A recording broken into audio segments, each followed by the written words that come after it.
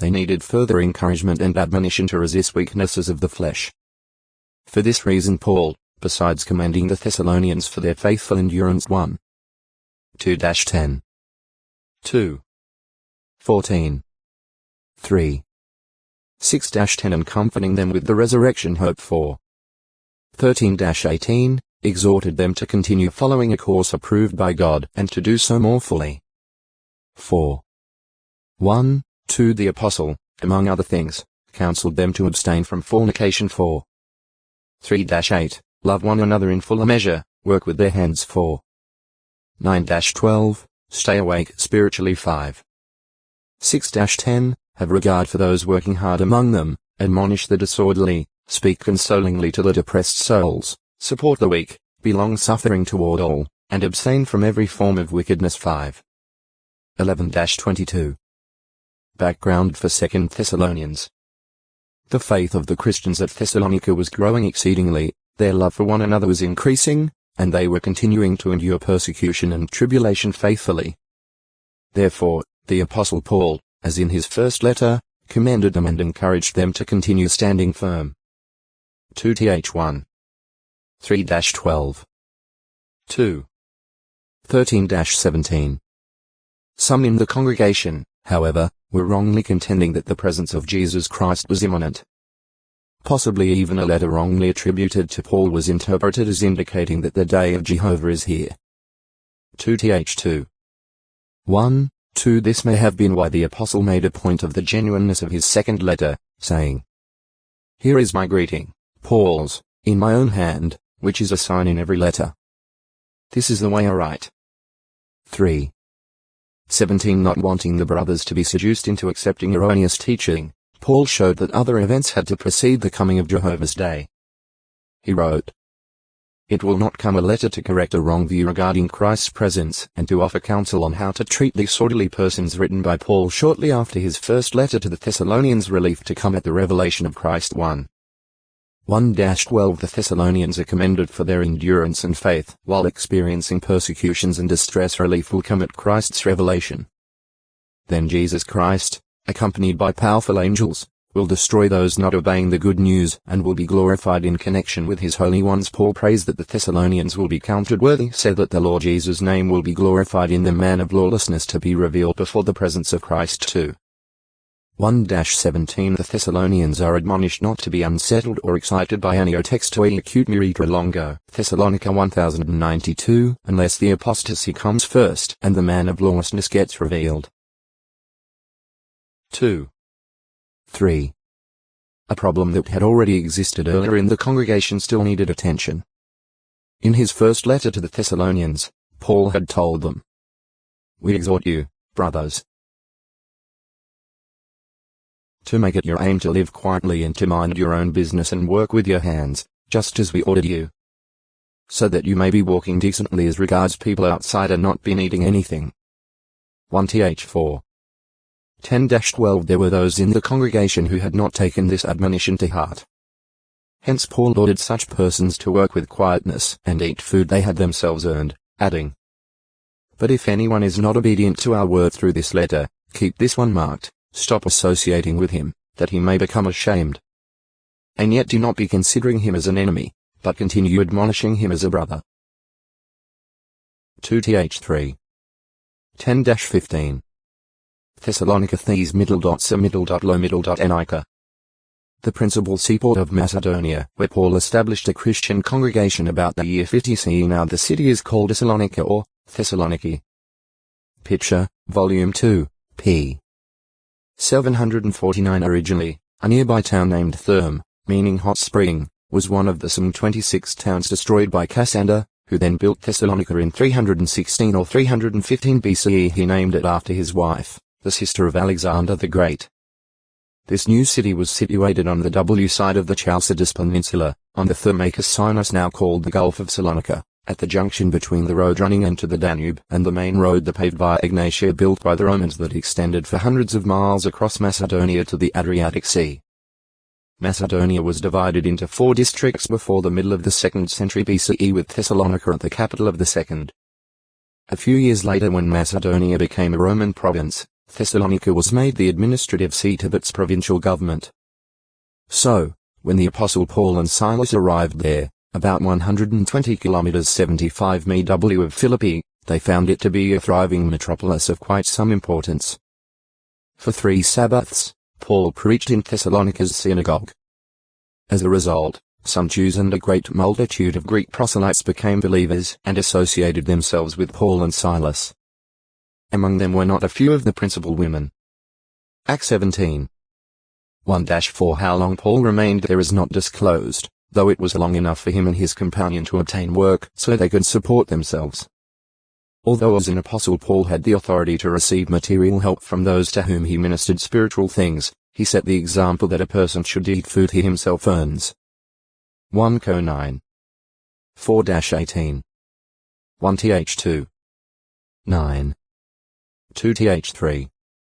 7-12 This was probably done partly because of the tendency toward idleness that some there had. During his stay there Paul received from the brothers in Philippi 2 different gifts supplying things he needed.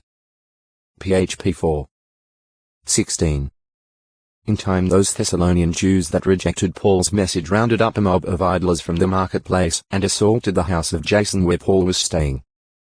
But when they learned that the object of their search was not there, they dragged Jason and other believers off to the city rulers, that is, the politarchs, according to the literal Greek. Acts 17. 5-9. It is of special interest that inscriptions from that period have been found in and about Thessalonica that refer to certain of their local officials as politarchs. For safety's sake, Paul and Silas were sent away at night to Berea by the Thessalonian brothers.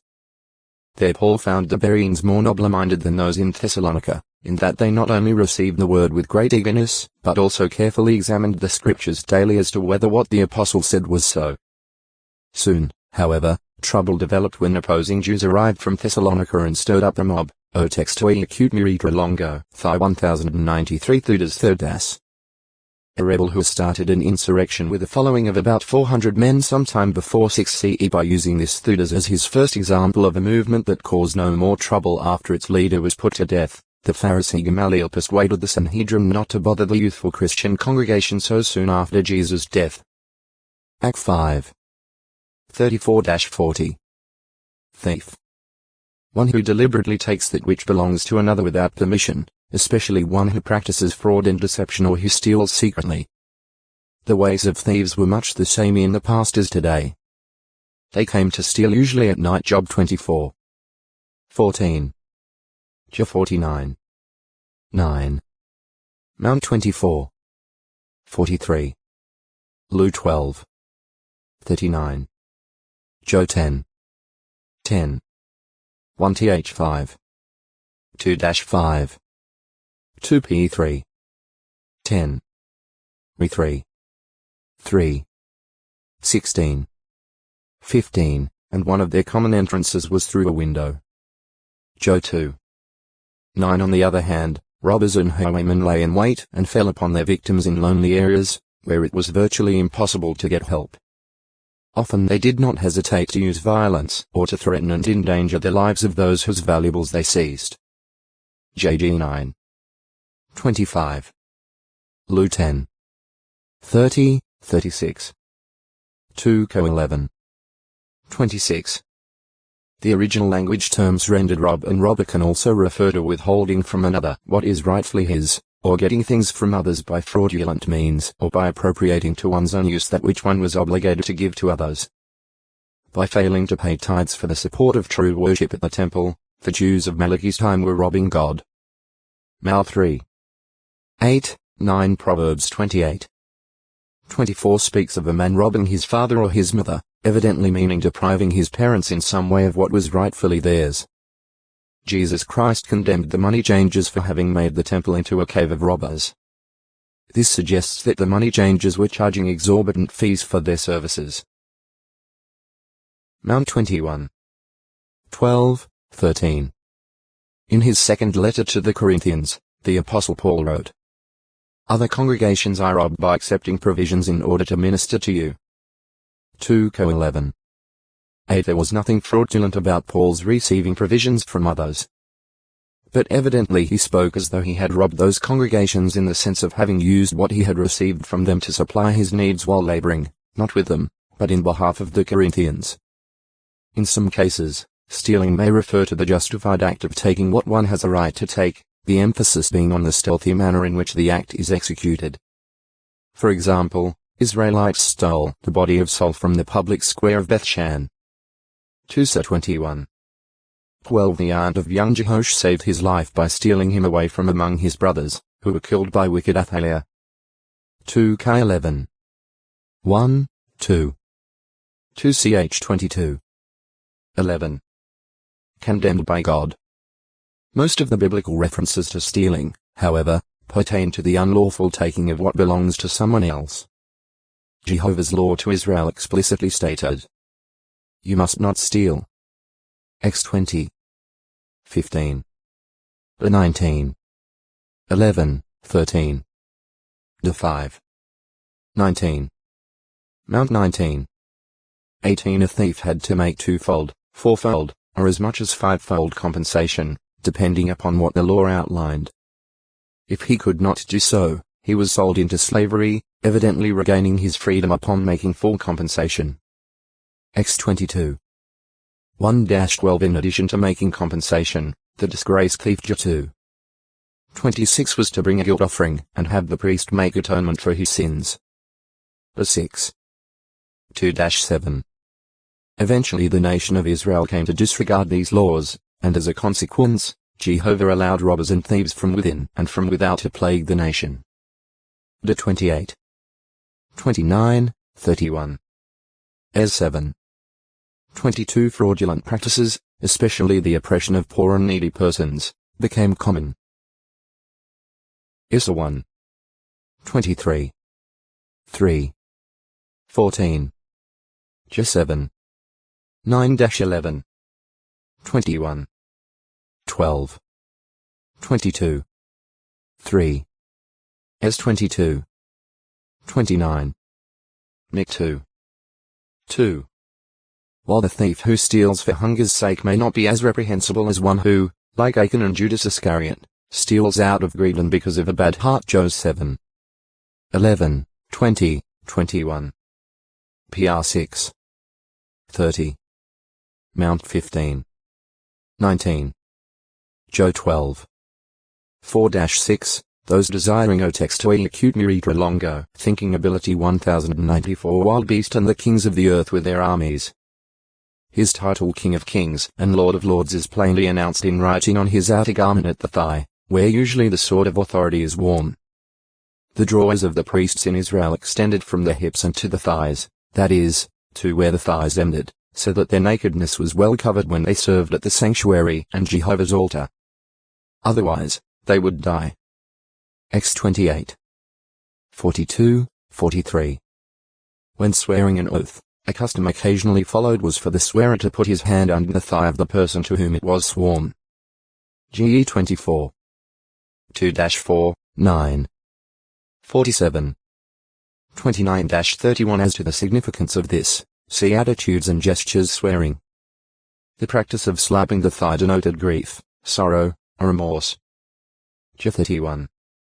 19. Es 21. 12.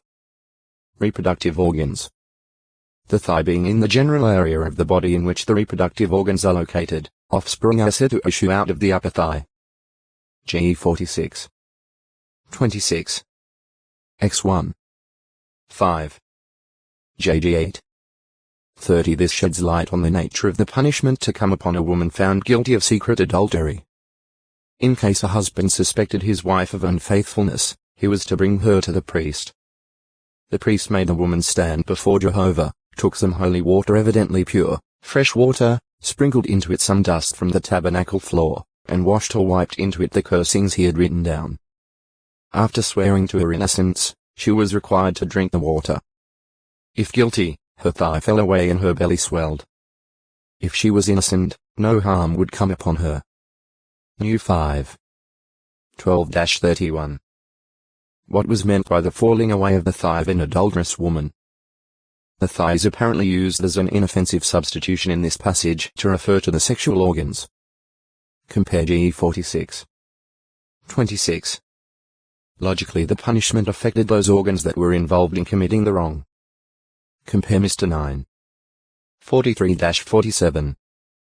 The expression fall away is understood to mean waste away the Holy Bible, translated by the Catholic Biblical Association of America, shrink da or shrivel mo, and may suggest that the sex organs atrophied and that there was a loss of fertility and ability to conceive. The fact that the innocent wife was to be made pregnant by her husband would seem to indicate that future pregnancy would be denied the adulterous woman. New 5. 28. Moreover, the belly of the guilty wife would swell because of the curse, but not as a result of the blessing of pregnancy. This was by no means a trial by ordeal that sometimes required a virtual miracle to survive, such as those practiced in the Dark Ages. There was nothing in the water itself to cause the affliction.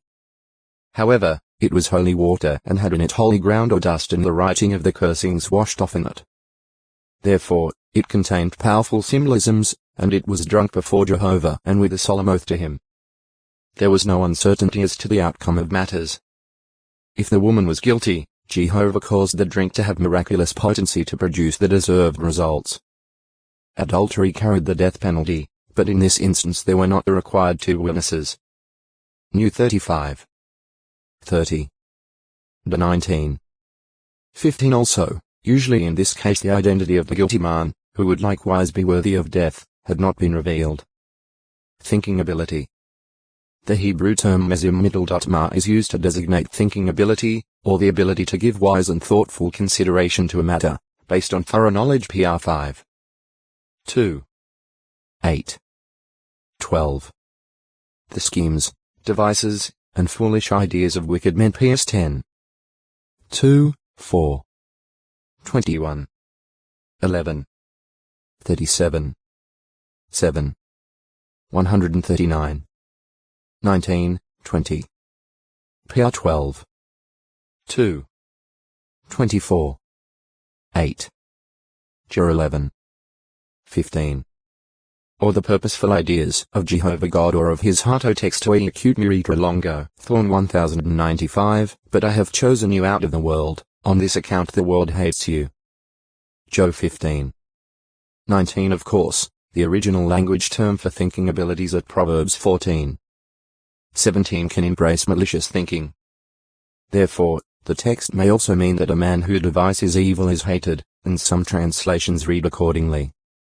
And a man of wicked devices is hated. J.P. O. Thistleheb. Da middle dot da. Gr. Tribo middle dot loss. Any of a variety of plants having prickly, irregular edged leaves, tough stems, and bearing round or cylindrical heads that produce soft and silky purple, yellow, or white flowers. Adam, and later his descendants, had to contend with troublesome thistles when cultivating the cursed ground. GE 3. 17, 18. Since their seeds are scattered by the wind, thistles readily gain a foothold in neglected and desolated areas. Ho 10. 8. Jesus Christ referred to thistles in illustrating that people, just like plants, are recognized by their fruits. Mount 7. 16. In Palestine it is not uncommon to see a number of star thistles being driven along as a rolling mass by fall winds, a feature perhaps alluded to at Psalm 83. 13. And Isaiah 17. 13. Thomas from Aramaic, meaning twin. This apostle of Jesus Christ was called the twin, or Didymus. Mount 10. 3. Mr. 3. 18. Lu 6. 15. Joe 11. 16. FTN. He appears to have been somewhat impetuous in expressing his feelings or in voicing his doubts. However, upon having his doubts removed, Thomas did not hesitate to make acknowledgement of his belief. When Jesus proposed returning to Judea that he might awaken Lazarus from death, Thomas declared, "Let us also go, that we may die with him." Joe 11. 16. Since the Judeans had shortly before this time sought to stone Jesus. Joe 11. 7, 8. Thomas perhaps had in mind encouraging the other disciples to accompany Jesus even though this might result in their joining Lazarus or Jesus in death. Thomas showed a doubting attitude in response to Jesus' comment about going away to prepare a place for the apostles, saying, Lord, we do not know where you are going. How do we know the way? Job 14. 2-6. Similarly, after hearing about Jesus' resurrection, Thomas stated, "Unless I see in his hands the print of the nails, and stick my finger into the print of the nails, and stick my hand into his side, I will certainly not believe." 8 days later Thomas had the opportunity to do this when Jesus again appeared to the disciples. But whether Thomas actually did feel the wounds on this occasion is not stated. He was nevertheless convinced and exclaimed, "My Lord and my God." Christ then mildly reproved him, saying, "Happy are those who do not see and yet believe." Job 20. 24-29. Thorn. Any of numerous thorny or prickly plants. Over 70 varieties of thorny plants have been reported as growing in Israel, among them being the thorny burnet, the thorny caper, the acanthus, the boxthorn, and hawthorns. Although thorns proved to be troublesome to man, they were not altogether useless. Thorny plants were employed as hedges hoe too. 6 and for fuel EC7. 6, and they served as food for asses, camels, and goats. In more recent times, as may have been the case anciently, the boxthorn and the bramble in particular have been used for hedges, and the thorny burnet has been cut up as fuel for lime kilns. Issa 33. 12. The effects of the cursed ground, with its thorns and thistles, were keenly felt by the descendants of Adam. Ge 3. 17, 18, so that Noah's father Lamech spoke of the pain of our hands resulting from the ground which Jehovah has cursed. Ge 5. 29. After the flood, Jehovah blessed Noah and his sons, stating that his purpose for them was to fill the earth. Ge 9. 1. God's curse on the ground was apparently lifted. Ge 13. 10. However, Jehovah did not, as in perfect Adam's case, tell Noah and his family to subdue the earth. Compare Ge 1. 28 with Ge 8. 21. 9. 2. This suggests that imperfect man, without divino textoi acute miritra longo, Thornbush 1096 at harvest time, when the thorns alongside the standing grain are dry, they readily catch fire, and an entire field can be consumed as the fire spreads from the thorns to the standing grain. Acts 22. 6. In mockery, Roman soldiers braided a crown of thorns and placed it on Jesus' head. Mr. 15. 17. Joe 19. 2. While the particular plant in question has been linked by many with Polaris spina Christi, a shrub growing to a height of 6 meters, 20 feet and having flexible branches with stiff thorns, no certain identification is possible. Figurative use. Frequently thorns are mentioned in a figurative, or an illustrative, sense. The Assyrians, although interwoven like thorns, were to be consumed as fully dry stubble. Now 1. 10 thorns are used to denote people, even rulers, whose actions being bad, are in line for adverse judgment. 2 Kai 14. 9, 10. Issa 9. 18, 19. 10. 17-19 Wicked opposers of Jehovah's servant are depicted as being extinguished like a fire of thorn bushes. PS 118. 10. 12 Jesus Christ referred to thorns when illustrating the truth that individuals are known by their fruits.